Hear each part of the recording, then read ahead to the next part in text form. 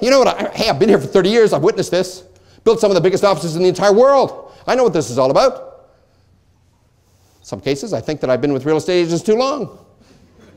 But there's certain truths. There's certain realities. Okay, let's face them. A little bit of courage. You sit there and say, what's good for the goose is good for the gander. Maybe if we offered this opportunity to you. Now, I'm going to put numbers on this, and then I'm going to throw you the what-if question at you. It's a what-if question. What if you did this? And this is the Cinderella slipper. This is the reason you're in the room. So just check it out. See if number one, it makes good common sense for anybody to do this.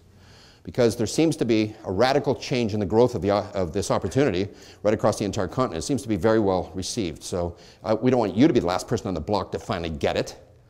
Right? At least you should know how it works before you walk out the door, and then you make the business decision maybe later, right? That's what this is all about. Here's the question. It's a what-if question. I'm going to throw it at you. Try it on for size. Here it comes. What if I paid you 10% off the top, you know what I'm talking about, 10% of the gross, of the production of any agent you introduced to management that got recruited, and I paid you the 10% of their earnings, 10% of their earnings, for as long as they stayed with the company for that one signature of getting them signed up. 10% off the top for the rest of their entire career on that one signature. Could you do anything with that? You mean I bring in somebody into management, management signs them up, and then I get 10% of their production? Yes. How long? For the rest of their career. Really? Wow. Where do I get that money? From them? No, that's against the law. Oh, from their broker? No, that's against the law. Well, how do I get the money? From head office. As long as head office pays it, it's totally legalized. In every state and every province in all of North America, you have to get clearance from the government to be able to do this. And if head office doesn't pay it out, it's against the law. So if any of your little brokerages try to duplicate this out there, they're breaking the law. It has to go through head office to clear. Why does it work? Because independent contractors are allowed to have a part-time job. Is that true? It's true, isn't it? And they tried to bust that one in the governmental level a few years ago, but it didn't work. You're allowed to have a part-time job. You are. So head office acts as a secondary employer. And it has nothing to do with the customers. It has nothing to do with the transaction in real estate. It doesn't interfere with anything at all. It's totally cleared. Okay, so it's legal. Nobody here at lunch is going to jail. Right, good. So it's going to be a good day. Okay? Totally legalized. Okay. 10% off, and head office is going to pay me. When does head office pay me? How do they do this? At the end of the year? When do they give me the money? No, as the transactions close. Oh, so I bring in Mary. And Mary writes, let's just do an example, $70,000 a year. Can I live with that one here? Is that okay? 70 grand a year gross. That's what she earns. You know, she's feeding her kids, paying her mortgage, and all the rest of this stuff. She knows what she's doing. 70 grand. 10% of $70,000 is? 7 grand. Must be an agent. Mortgage brokers really screw this up. 7,000 bucks. You're telling me you're going to give me $7,000 based on the fact she earns $70,000, so 10% of her 70 gross. When do I get it? As her transactions close. Oh, really? And how fast does head office pay that money out? Head office is going to give me the money? Yes. How fast does head office give me? Do this. We've been up for 10 years now. We've been in business for 10 years. And there's never been anything paid out slower than 72 hours from the time we got our hands on the money. So it's expedient. We found that agents live on pre-spent money. I spent the money. Could I have my commissions, please? When do you want it? Yesterday. Is this true? So fast payments are really important to you. Of course they are. You've helped to build the brokerage. You brought in an asset of the corporation. We treat them as the assets. We said that agents are very special. They're not expendable. They're not like pawns in a chess game. Most of the other brokerages see them as pawns in a chess game. They see the corporation as the asset. That's a huge mistake. You know, if you put the emphasis on the wrong syllable, you end up with bad circumstances. You know what I mean? You could be focused on the wrong desired result and end up in the wrong place as a result of that. The brokerage is not the asset.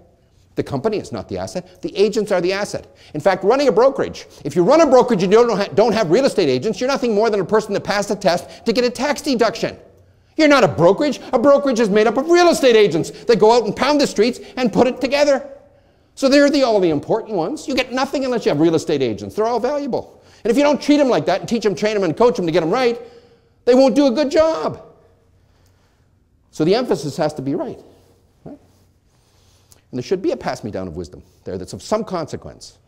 Because sometimes it's a very empty, lonely job, isn't it? And sometimes you run out of gas. Even a Rolls-Royce runs out of gas.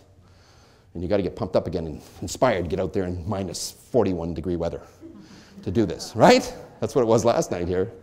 Wow. Okay, so now I can multiply myself, duplicate myself, or clone myself. What do you call this system? Sponsoring. Oh, wouldn't it be recruiting? No, the broker recruits. It's the semantics of the business. Brokers recruit. An agent never recruits. An agent does the introduction process. The introduction process to the broker is called sponsoring, okay? And the broker, like the old Roman arena, can go yay or nay. Because maybe that person you're introducing has got bad ethics and the broker does not want to hire them. And the broker has the last say, right? The broker's in charge. So when the broker fills out the paperwork and sends it down to all the proper offices and official bodies, licensing bureaus and so on and boards and all the rest of this stuff, they recruit. The finalization in writing is the recruiting process. The introduction is called sponsoring. Oh, so I introduced Mary to the broker.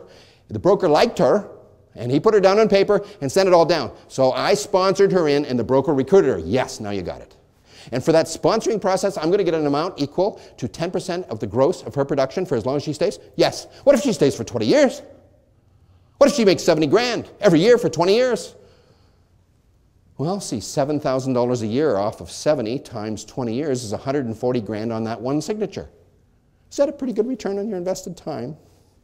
You'd have to sell a lot of real estate to get that kind of a return, wouldn't you? Now you've got leverage. She's out running around in the rain, the snow, putting transactions together, and you're getting paychecks. And now we've gone as far as going e-business. E-business, what does that mean? Now granted, I've got to deal with Canadian banks and American banks. That's such a joy. But we put this together.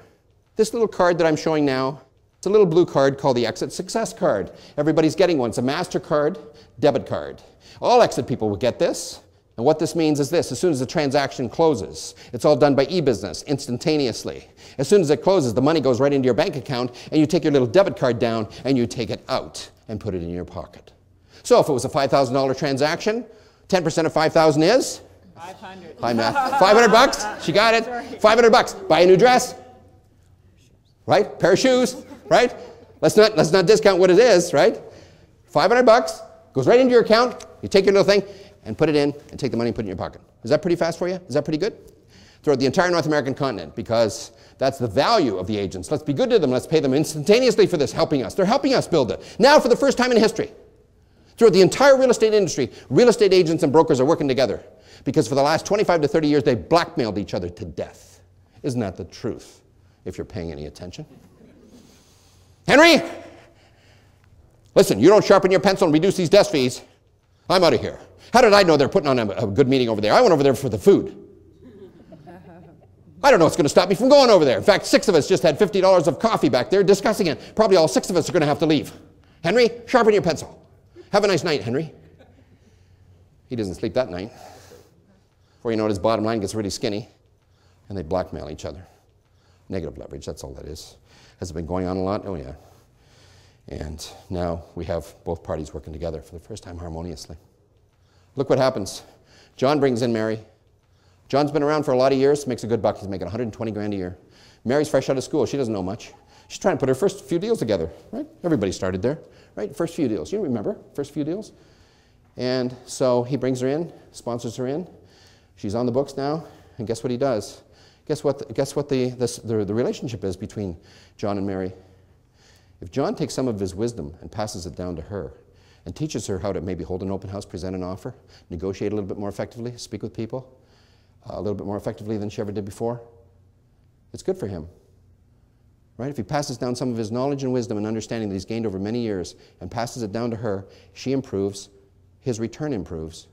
Right? If she makes 20, 30, 40, 50, 80 grand a year, his 10% is getting bigger, isn't it? Now he's got a vested interest in her growth. He's got a vested interest in somebody else in the office. In fact, the agents in the office can really shape and mold the office any way they want by bringing in the people that they want. They can surround themselves with the kind of people they want. A lot of times you're in a brokerage, you have no idea where these clowns came from. Who are these people?